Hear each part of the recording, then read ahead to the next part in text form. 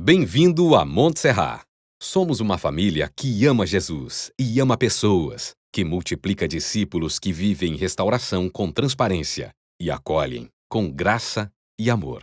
Somos uma família onde é proibida a entrada de pessoas perfeitas e que sempre tem espaço para quem deseja conhecer a Deus e fazer a sua vontade, vivendo um amor que não para, mas multiplica. Aqui o amor não para. Multiplica.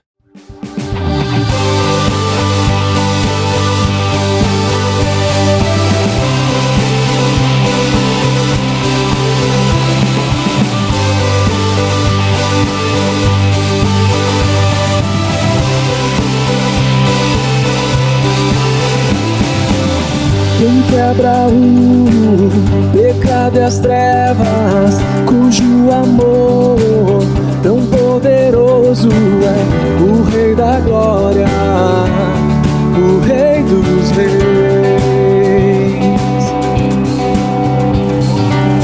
Abala a terra com sua voz, diante dele o adoramos, o Rei da Glória, o Rei dos Reis.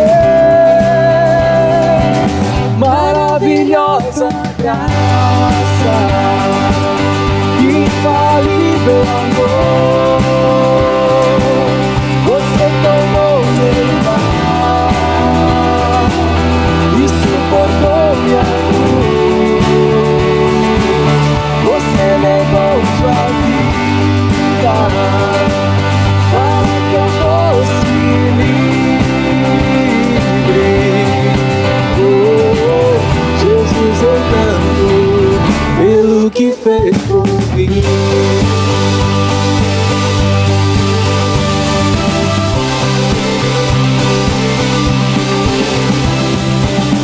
E quem transforma as nossas vidas e faz-nos órfãos, filhos e filhas, o Rei da Glória, o Rei dos Reis. E quem governa sobre as nações, como o sol brilha em majestade, o Rei da Glória, o Rei dos Reis.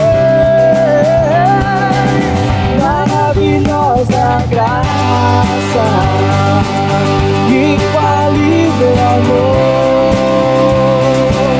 você tomou meu lugar e suportou minha cruz. Você negou sua vida para que eu fosse livre. Oh, Jesus, eu canto pelo que fez por mim. Digno é o que morto foi, digno é o Rei que a morte conquistou. Digno é o que morto foi, digno é o Rei que a morte conquistou. Digno é o que morto foi, digno é o Rei que a morte conquistou. Digno é o que morto foi, digno é o Rei. Maravilhosa graça, infalível amor, você tomou meu lugar e suportou minha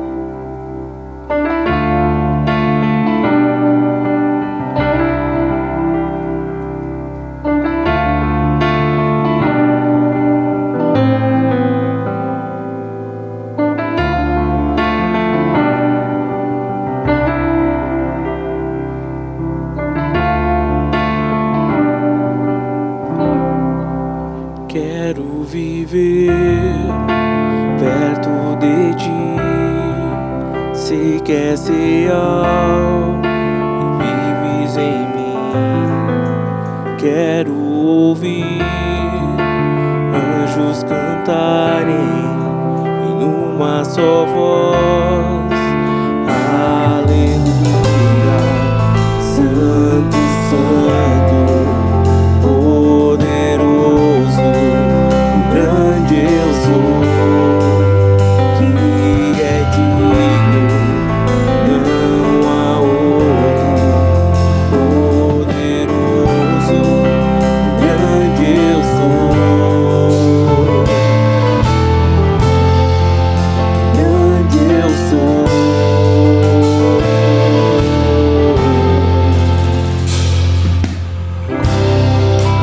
Quero estar perto de ti, o mundo amar, sem ele ficar, ver ossos secos com vida outra vez, em uma só voz. Aleluia, Santo, Santo, poderoso, o grande eu sou, que é digno, não há outro. Poderoso, grande eu sou. Aleluia, Santo, Santo, poderoso, grande eu sou, que é digno, não há outro. Poderoso, grande eu sou, grande eu sou.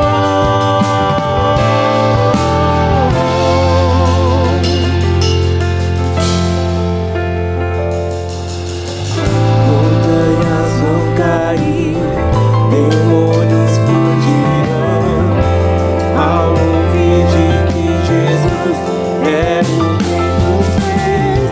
Não há poder maior, nada resistirá ao seu poder e à presença do grande eu sou, do grande eu sou, do grande eu sou,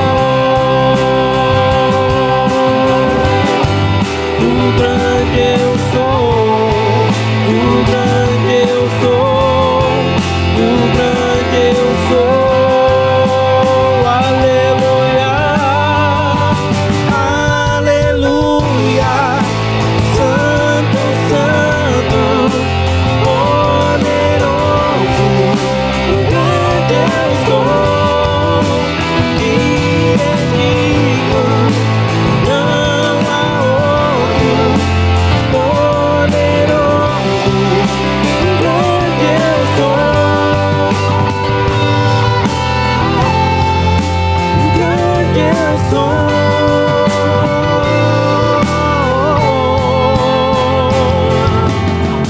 Montanhas vão cair, demônios fugirão, ao ouvir de que Jesus é o Rei dos Reis.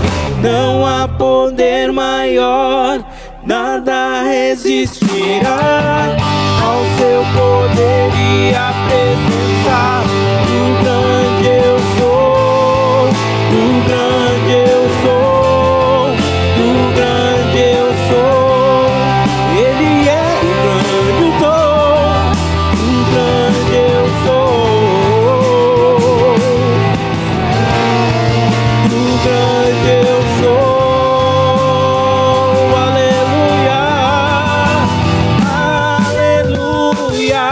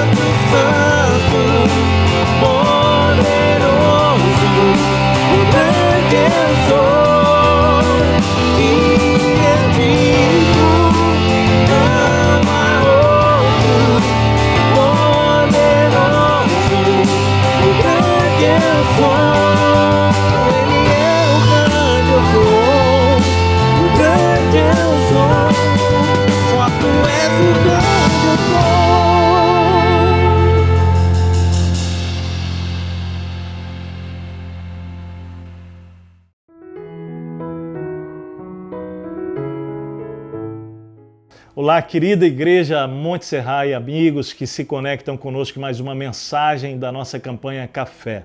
Hoje iniciamos uma jornada pela Epístola de Tiago, vamos fazer alguns estudos e reflexões. Já fizemos 2 deles na primeira parte, versículo 2 a 12, abordando o tema provação. Mas nós vamos, a partir de hoje, seguir estudando nessa epístola, confrontando a nossa declaração de fé e a nossa prática de vida cristã. São vários temas preciosos que nós vamos estudar nesse período, nos próximos domingos. Eu convido você a fazer parte conosco dessa jornada, será muito precioso. Eu queria então começar ajudando você a entender essa epístola. Primeiro, deixa eu definir um pouco sobre o que é uma epístola e a diferença especialmente de epístola para carta. A gente vai ver muito Paulo escrevendo cartas, não é? Carta a Tito, carta a Timóteo, carta às igrejas lá na cidade de Corinto, aos cristãos em Roma. E a epístola, ela tem características muito parecidas com a carta, mas é diferente. Por exemplo, a carta geralmente ela tem um público bem definido, ou um local, não é? uma igreja local, ou uma pessoa, no caso Tito, Timóteo.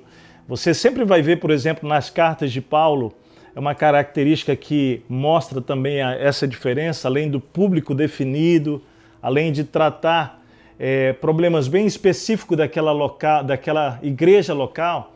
Nós vamos entender também sempre que Paulo, no final, ele faz recomendações, ele se refere a pessoas, ele faz saudações específicas a pessoas, né? Inclusive, lá em Romanos 16, 22, você vai ver o escrivão de Paulo fazendo saudação, e o escrivão de Paulo é Técio. É eu, Técio, que vos escrevi esta carta, vos saúdo no Senhor. Ele era escrivão de Paulo.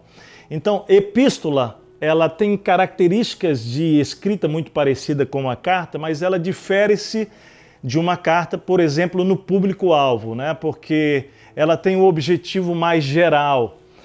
Se você observar, Tiago, ele já começa no versículo 1 dizendo: Tiago, servo de Deus e do Senhor Jesus Cristo, às 12 tribos dispersas entre as nações. Então, o público de Tiago, ao escrever essa epístola, já não é um público específico, mas são todos os cristãos, e aqui provavelmente os cristãos convertidos lá no Pentecostes, em Atos capítulo 2, que se dispersam ali após o apedrejamento de Estevão e quando acontece a perseguição no capítulo 8 de Atos. Então há uma grande dispersão e esses cristãos vão se movendo, o evangelho vai se movendo e ele vai para a África, para a Etiópia, vai para a Ásia Menor. Então ele escreve uma carta com o fim realmente de alcançar todos os cristãos. Eu queria começar então com essa breve explicação de epístola e carta, mas esse primeiro versículo ele já me chama muito a atenção, porque o autor que escreve essa carta é Tiago, mas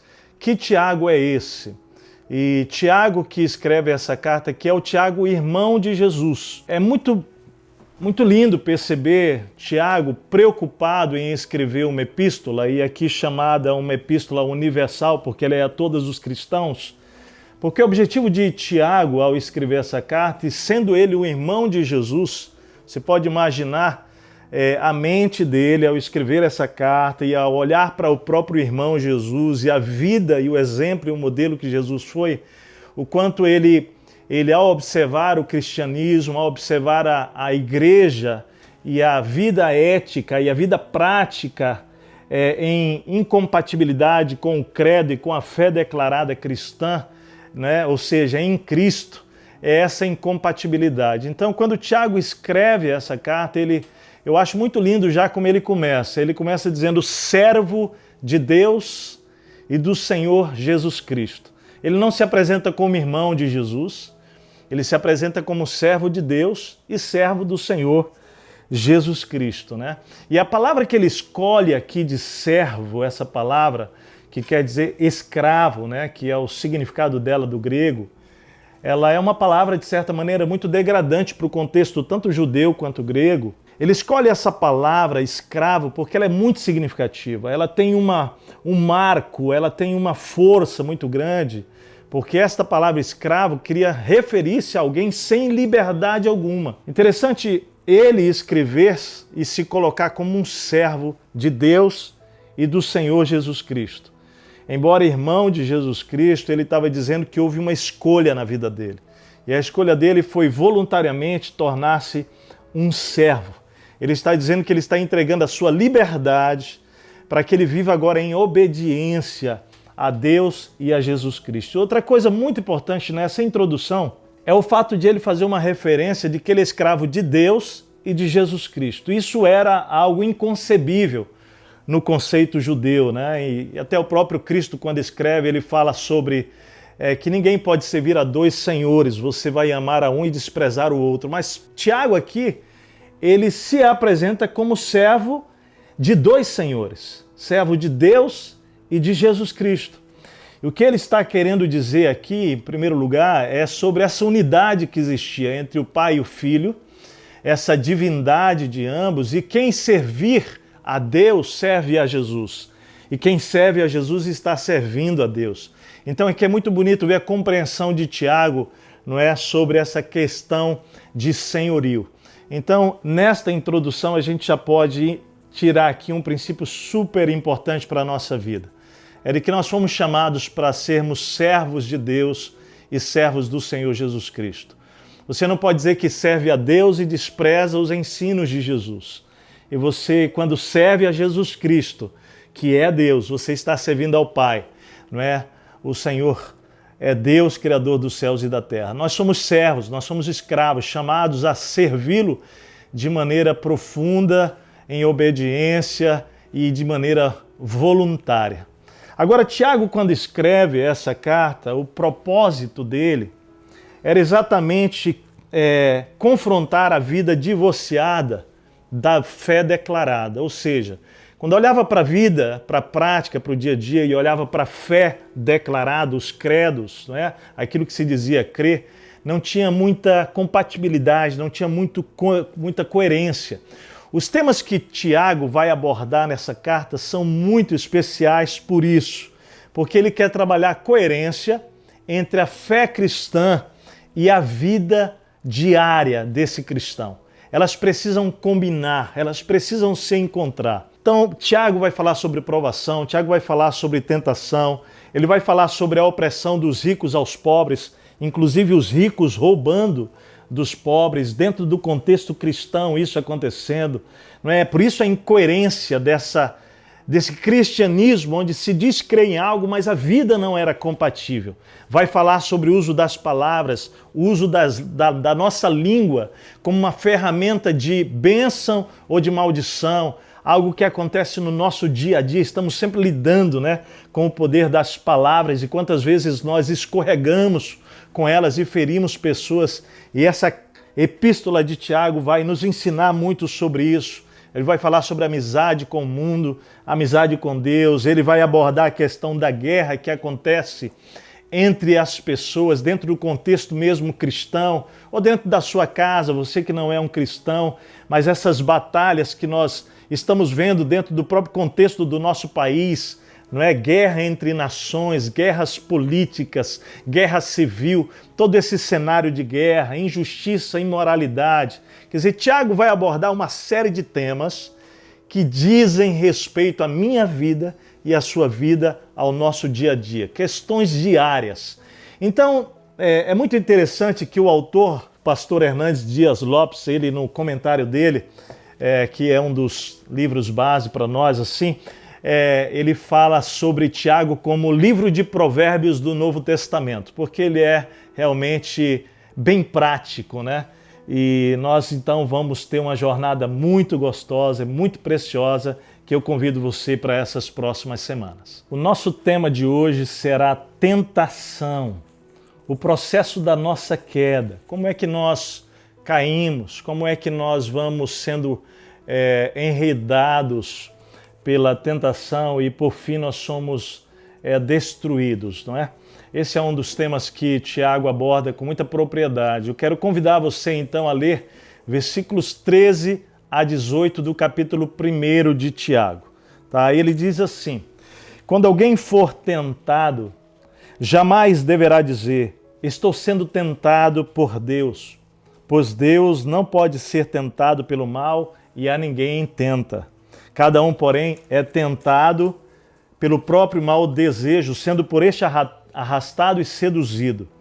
Então esse desejo, tendo concebido, dá à luz o pecado, e o pecado, após ter sido consumado, gera a morte. Meus amados irmãos, não se deixem enganar. Toda boa dádiva e todo dom perfeito vem do alto céu, descendo do Pai das luzes, que não muda como sombras inconstantes. Por sua decisão, ele nos gerou pela palavra da verdade, a fim de sermos como que os primeiros frutos de tudo o que ele criou. Então nós vamos olhar para esse aspecto diário da vida de todo ser humano, que é o enfrentamento com a tentação. E eu queria começar definindo, então, 3 questões muito fundamentais para a gente tratar esse tema tentação. Primeira definição. Vamos olhar e vamos tentar definir a relação de Deus com a tentação.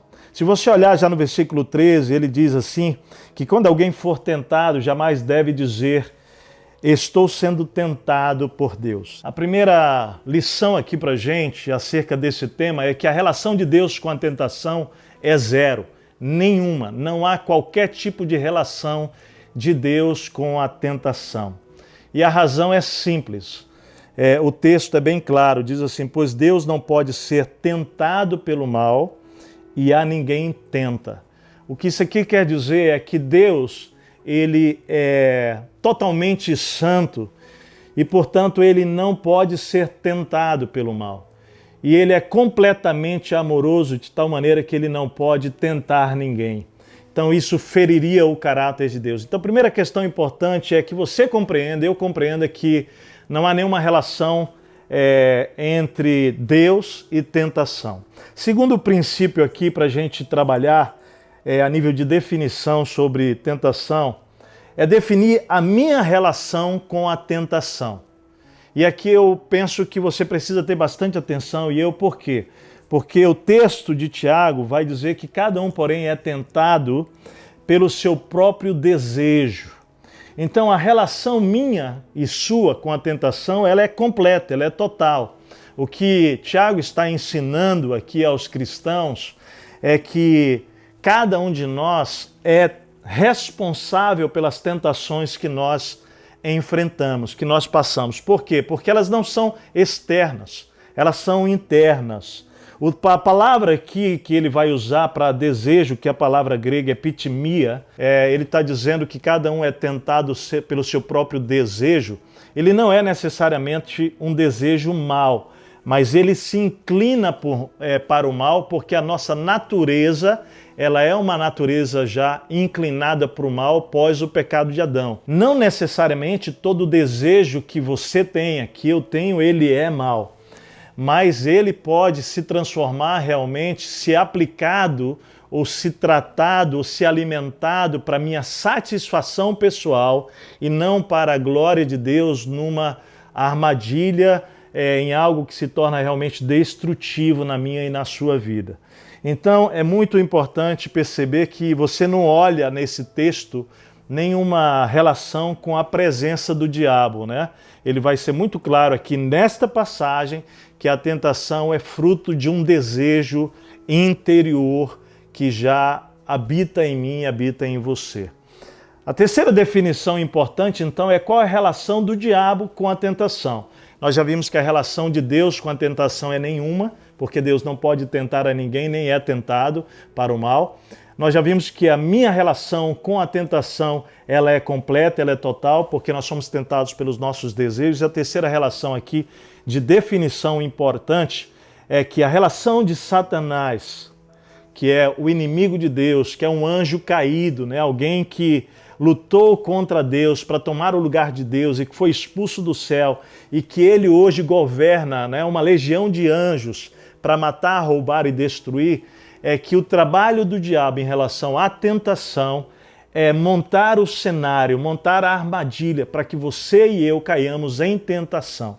E aqui é muito interessante olhar, por exemplo, para a passagem de Efésios, capítulo 6, versículo 11, que vai falar sobre a importância de vestirmos toda a armadura de Deus para que nós possamos resistir firmes contra as ciladas de Satanás.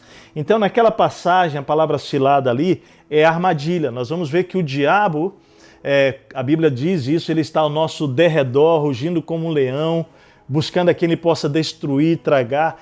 Ele vai olhar para a sua vida, para a minha vida, e quando ele perceber, conhecer nossas fragilidades, ele vai então ser o grande responsável por montar o cenário, as ciladas, as armadilhas, para que você e eu caiamos na nossa tentação. O alvo, então, o jeito que o diabo trabalha é aproveitando os nossos desejos e nossas necessidades para atrair você e eu, a fim de que nós possamos, então, supri-las fora do propósito de Deus e fora do plano divino. Um exemplo muito simples disso: a sexualidade é um presente de Deus. O sexo nunca foi pecado. O sexo é um presente de Deus. Mas Deus planejou o sexo para ser vivido dentro de uma relação entre um homem e uma mulher que fazem uma aliança de fidelidade a Deus em primeiro lugar e um ao outro. O sexo fora desse padrão do casamento, ele traz dor, ele traz dano, ele traz feridas, ele traz rompimentos na própria alma. Então Deus planejou o sexo de uma maneira muito bonita. O que o diabo faz? Ele pega um desejo que é legítimo e ele convida você para que você supra e atenda a esse desejo de forma ilegítima. Então esse é o trabalho dele, é pegar tudo que é puro, todo desejo que é puro. Por exemplo, Jesus. Você lembra que Jesus, lá em Mateus capítulo 4, na história da tentação, quando Jesus foi para o deserto, e o texto diz para ser tentado, ele passa ali por 3 tipos de tentações, né? Há variações e interpretações, mas uma básica que ele passou ali era a necessidade do alimento físico, para saciar sua necessidade mesmo física, né? Biológica. E ali, depois de alguns dias em jejum e oração, a Bíblia diz que o diabo se aproxima dele e o tenta para que ele transforme pedras em pães. Ou seja, o desejo era genuíno, que era a fome, né? A necessidade de atender uma demanda biológica. Mas naquele momento ele estava vivendo o tempo de comunhão com Deus. E o diabo o tenta de tal maneira que ele pudesse atender, suprir uma necessidade genuína de forma ilegítima, que era fora do tempo que Deus tinha para ele. Então é assim que ele vai trabalhando, né? Lá na história da tentação, quando ele simplesmente vai mandar, né? Vai falar para Jesus se lançar do alto do monte e dizer, dá ordem aos anjos, né? Na verdade, ele fala assim, ó, se tu és o Filho de Deus, lança-te daqui para baixo, porque está escrito, né? Que o Senhor dará ordem aos anjos a teu respeito, para que venham te cuidar e te proteger. Interessante, né? Olha só que cilada de Satanás aqui nessa tentação, porque assim como eu, Jesus era 100% homem, 100% Deus. E no aspecto humano de Jesus, ele também é alguém, ou era alguém, ou foi alguém, melhor dizendo, cuja necessidade de sentir-se, né, amado, de sentir-se parte, a necessidade afetiva, relacional, era presente na história de Jesus, na vida de Jesus, nas necessidades de Jesus. E o diabo usa essa necessidade para dizer, ó, se tu és o Filho de Deus, ele ataca aqui exatamente a necessidade que todos nós temos de afeição, de afirmar os nossos relacionamentos de amor, né? Lança-te daqui para baixo. Ele tenta Jesus e aí o Senhor mesmo, Jesus, responde para ele sobre essa questão de não tentar a Deus, né? Então é muito importante entendermos o papel de Satanás na tentação. Então, definidas essas 3 coisas, eu queria agora te convidar a observar qual é o processo, então, que nos leva a cair em tentações. É a nossa queda e que vai nos levar a uma tragédia. Então vamos começar por aqui, eu acho que vai ser bem significativo a gente continuar. Então vem comigo aqui no versículo 14. Cada um, porém, é tentado pelo seu próprio desejo, sendo por este arrastado e seduzido. Aqui a gente começa a observar que a tentação realmente nasce dentro de nós. Como nós já falamos, um desejo, né? Um anseio que está lá dentro do nosso coração, uma espécie de semente, né? Ela é uma semente pequena. E essa palavra que nós já falamos aqui, desejo, ou que aparece como cobiça, ela é a grande responsável pela nossa tentação. E você precisa entender, portanto, a partir de hoje, que a sua e a minha tentação, ela só existe porque existe dentro de nós desejos, e que esses desejos, eles são realmente o ponto de partida para a nossa tentação. Agora, o autor Tiago aqui, ele vai dizendo que este mau desejo, este desejo que eu já disse pode ser mau ou não, sendo por ele arrastado e seduzido, aqui é o segundo passo do processo da nossa queda, né? Tudo nasce como uma semente de desejo lá no seu coração, no meu, mas ele vai tomando forma à medida que esse desejo interior, preste bem atenção, ele se conecta com uma isca exterior. E aqui, quando ele usa a palavra arrastado e seduzido, ele está fazendo aqui, o autor, uma referência muito interessante.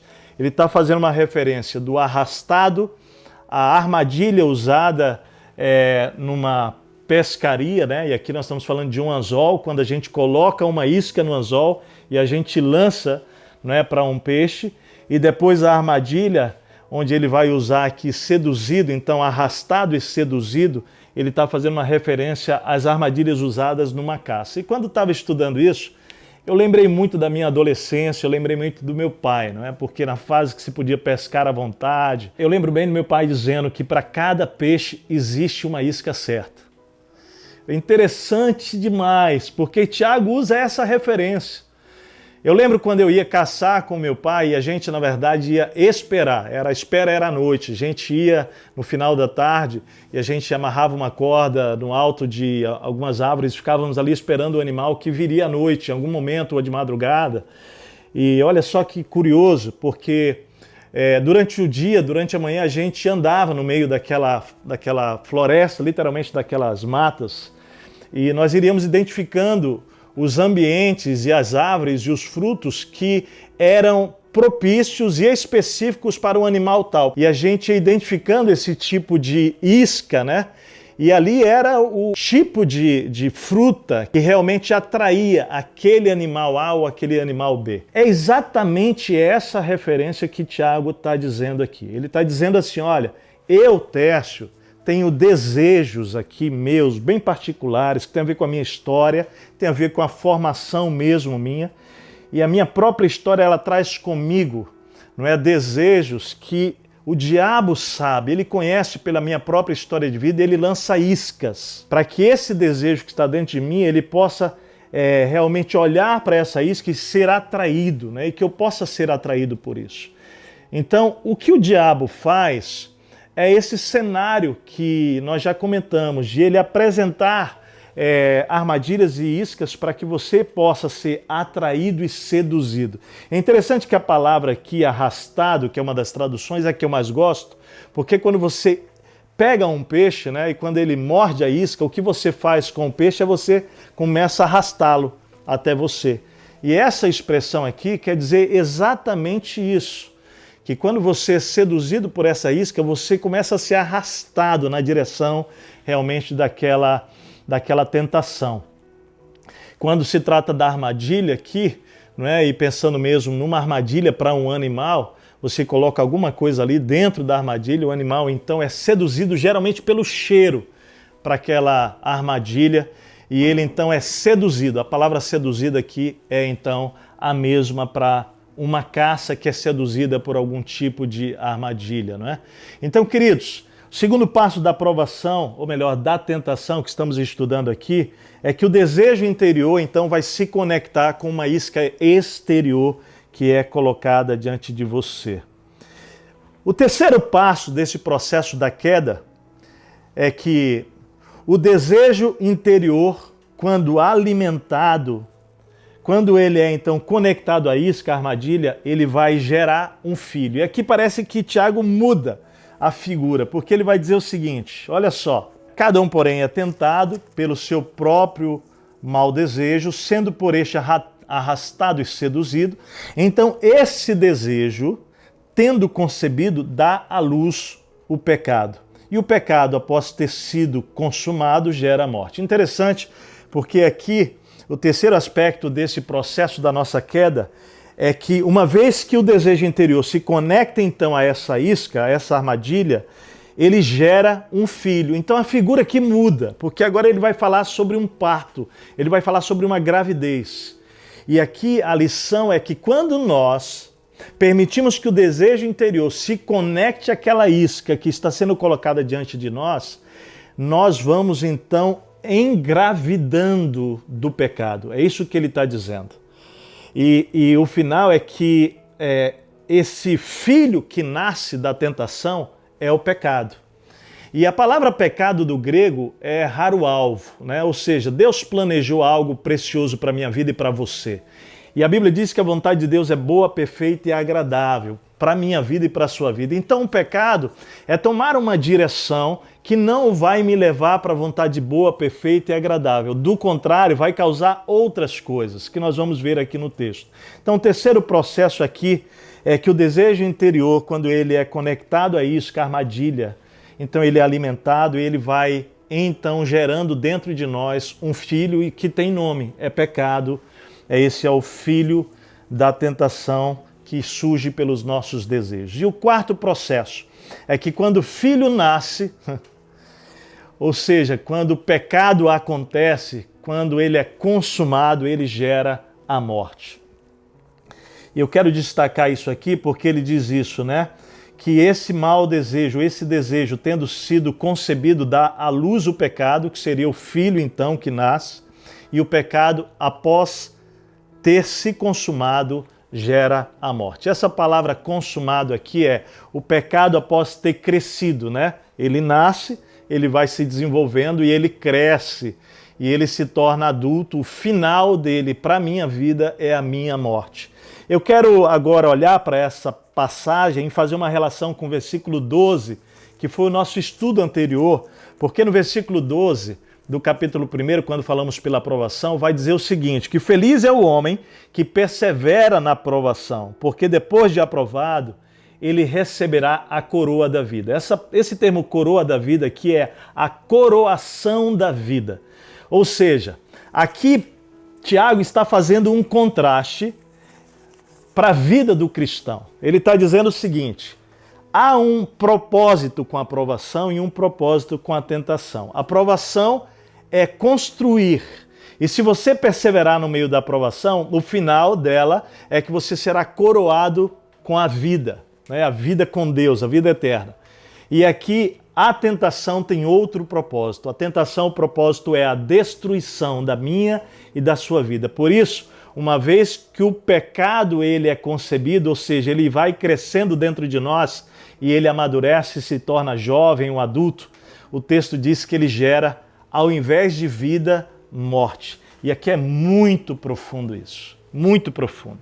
Porque muitos de nós podemos estar dentro do contexto da vida cristã, nós podemos estar dentro de igrejas cristãs, nós podemos estar vivendo, lendo a Bíblia, orando, fazendo uma série de coisas, mas porque nós fomos nos entregando aos nossos desejos e nos conectando àquelas iscas e armadilhas, nós podemos ter caído realmente numa grande cilada e nós fomos então, nós concebemos, engravidamos o pecado, ele nasceu, ele cresceu dentro de nós e pode ser que nós já estejamos espiritualmente já muito distantes de Deus, espiritualmente de certa maneira mortos, não é?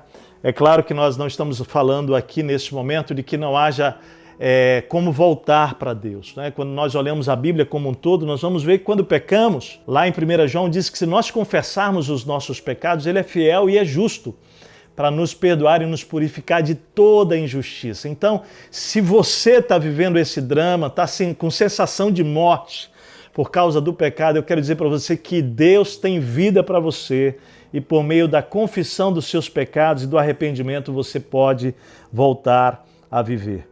Aqui mais, seguindo, queridos, terminando e concluindo esse tempo aqui tão precioso para nós, eu queria ler o versículo 16, 17 e 18. Ele diz assim, meus amados irmãos, não se deixem enganar. E aqui só para a gente colocar, eu acho que a gente pode fazer duas relações aqui. Primeiro, não se deixem enganar sobre Deus, voltando ao ponto de que Deus não tenta, porque Deus é amor e Ele é maravilhoso, Ele não pode ser tentado nem tentar. Mas também aqui é não se deixem enganar sobre a sedução, não é? da tentação. Eu acho que Tiago está dizendo assim, ó, abre os teus olhos, não se deixe enganar, é sedutor, enche os olhos, mas é armadilha, é isca que vai te levar à morte. Versículo 17, né? Então, quando ele diz assim, no 16, para a gente tirar a venda, para a gente limpar os óculos, né? Não sendo enganados, ele deixa assim, no versículo 17, toda boa dádiva e todo dom perfeito vem do alto, descendo do Pai das luzes, que não muda como sombras inconstantes. Outras traduções vai dizer que não tem variação. É interessante aqui no versículo 17, que Tiago ele está nos apontando, está mostrando para a gente, quando estamos no meio da tentação, que a maneira de nós nos livrarmos da tentação é lembrarmos da bondade de Deus. Por isso que no versículo 17, Tiago nos chama a atenção para a bondade. Ele vai dizer, toda boa dádiva e todo dom perfeito vem do alto céu, descendo do Pai das luzes, que não há sombra nem variação. Isso é muito lindo. Primeiro, fazendo aqui alguns aspectos, né, ressaltando aspectos da bondade, é que primeiro, tudo que Deus dá é bom. Ele está dizendo isso no versículo 17. Toda boa dádiva e todo dom perfeito vem do Pai. Então, tudo que Deus faz é bom. E aí entra o versículo 2 a 12, por exemplo, as provações. Lembrando que Deus manda as provações porque é bom para você, é bom para a minha vida. Mas há muito mais de manifestações de bondade de Deus, porque tudo que Deus faz é bom. Segundo aqui no aspecto da bondade, é que ela é constante. Quando ele diz, não é, que vem do Pai das luzes, descendo do Pai das luzes, aqui a palavra grega descendo é presente particípio, está no presente particípio, que indica que ela continua sempre descendo. Ou seja, a bondade de Deus é constante, continuará sendo constante. Por isso que você precisa entender diante da tentação, quando o diabo está dizendo, como disse para Eva lá no princípio, lá no Gênesis, né? Capítulo 3 de Gênesis, que oferecendo para ela poder, oferecendo para ela que ela podia ser igual a Deus, o diabo ali tentou Eva questionando a bondade de Deus, né? Dizendo, olha, por que você vai ficar aí obedecendo Deus, não é? Sendo uma espécie de robozinho para Deus, como se Deus não fosse uma boa pessoa. Na verdade, essencialmente, Deus é bom. Ele é a bondade, não é? Ele é vestido de bondade.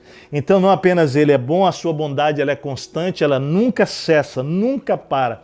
Por isso que a Bíblia vai dizer lá em Lamentações de Jeremias que as misericórdias do Senhor se renovam a cada manhã, elas não têm fim, elas duram para sempre. Isso é bondade de Deus. Deus é bom para com você, comigo, que mais um dia, hoje, Ele renovou as misericórdias dele para com a nossa vida.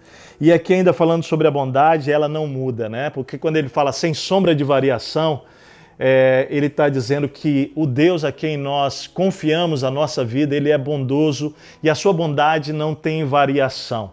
Ele é o Pai das luzes, não é? Interessante, ele não é o sol, ele criou o sol. As estrelas e a lua, eles brilham por causa do reflexo do sol. Agora você imagina que Deus é o Pai das luzes. Ele está dizendo aqui sobre um Deus criador, cuja bondade não tem variação, como a própria questão climática tem variação, o nosso Deus não tem. Terminando então aqui o versículo 18, ele diz, por sua decisão, então, ele nos gerou pela sua palavra da verdade. Observe o detalhe aqui, que Tiago está fazendo um novo contraste. Se a tentação gera a morte, ele está dizendo que Deus, ele, por outro lado, gera vida. Ele está dizendo assim que por sua decisão, eu acho isso aqui muito lindo, você não é acidente, teu pai e tua mãe podem não ter escolhido gerar você, mas o que esse texto diz é que Deus, por sua decisão, ele nos gerou. Foi ele quem nos gerou, tanto biologicamente quanto espiritualmente. Ele nos chama, ele nos gera pela palavra da verdade. Eu quero destacar aqui a palavra da verdade, porque é mais um contraste. É o contraste ao engano da tentação. Ele está dizendo, olha, eu tenho vida para você e não morte, e a vida que eu tenho para você eu gerei pela verdade, pela palavra da verdade. E isso é muito sério quando o Tiago está falando, que ele está dizendo para os cristãos, ei cristãos, Ao invés de você estar aí sucumbindo pelas palavras da mentira, da tentação, dos seus maus desejos, existe uma palavra da verdade que gera vida, é o próprio Deus quem gerou voluntariamente. E ele diz assim, com qual objetivo? E eu quero terminar com isso. A fim de sermos como que os primeiros frutos de tudo o que ele criou. Então, nós somos primícias dele, nós somos plano dele, você e eu somos criação de Deus, e isso é algo muito lindo e muito especial. Todo esse estudo de hoje, ele tem o objetivo de nos ajudar a enfrentarmos as tentações que nós lidamos todos os dias. Eu sou tentado diariamente, você é tentado diariamente, e eu quero te convidar então a aprofundar isso, né? Meditando na sua casa, na palavra, lendo outros materiais, mas nós também estamos, a partir de hoje, não é, lançando os nossos devocionais. Essa semana são 7 devocionais. O devocional acompanha o tema do domingo, então hoje já tem um devocional sobre tentação no nosso site e até sábado que vem você pode aprofundar o tema tentação também através desses devocionais. Então eu quero finalizar esse tempo orando com você, né? Orando pela sua vida, especificamente mesmo acerca das tentações que você está vivendo, tem vivido, que você tem perdido, que você tem caído, tropeçado, e essas coisas certamente têm ferido você, machucado você e talvez pessoas à sua volta. Eu quero orar para que a palavra de hoje, para que o Espírito de Deus trabalhe na sua vida e que juntos nós possamos aprender a combater as tentações e vencê-las no poder do Espírito Santo. Você quer orar comigo? Faça isso, vamos orar juntos nesse momento. Querido Deus, eu oro por cada uma dessas pessoas que está agora entendendo, Senhor, esse caminho para, ó Deus, a vitória sobre as tentações. Podemos perceber hoje a Tua bondade, podemos perceber como o Senhor trabalha conosco, mas podemos também aprender que as nossas tentações surgem de dentro de nós, mas que o inimigo trabalha, Satanás, para nos destruir, colocando ciladas, armadilhas, para que possamos, seduzidos pelos nossos próprios desejos, tropeçar, cair. E quantos de nós agora, Senhor, estão machucados, feridos por terem caído em suas tentações, não têm conseguido vencê-las? Pai, hoje eu oro para que seja um dia de arrependimento, para que seja um dia de libertação, para que seja um dia de perdão, Senhor. A Tua palavra diz que nós podemos confessar os nossos pecados e que o Senhor nos perdoa dos nossos pecados, que hoje haja arrependimento, que hoje haja confissão e que hoje haja perdão e graça do Senhor para essas vidas e que hoje seja um marco de um recomeço, ó Deus, de esperança, de vitória na vida dessas pessoas contra as suas tentações. Ó Pai, muito obrigado, porque em Ti nós podemos não apenas receber o perdão dos nossos pecados, mas nós podemos receber esperança e força para prosseguir, sermos mais do que vencedores. Traz esperança a cada uma dessas pessoas, em nome de Jesus. Amém, Pai. Amém. Você que quer continuar crescendo mais sobre Deus, sobre Jesus, sobre tentação, eu te convido a entrar na nossa página, acompanhar os novos devocionais que estaremos fazendo. Que Deus abençoe sua vida. Se você quer saber mais sobre tudo isso também, temos telefones aí no site, está aparecendo aqui para você também sobre contatos que você pode fazer em busca do seu crescimento espiritual. Um grande abraço, que Deus abençoe você e que a graça, o amor de Jesus e a sua palavra possa renovar você a cada novo dia. Um grande abraço, Deus abençoe. Aleluia, Santo, Santo, poderoso.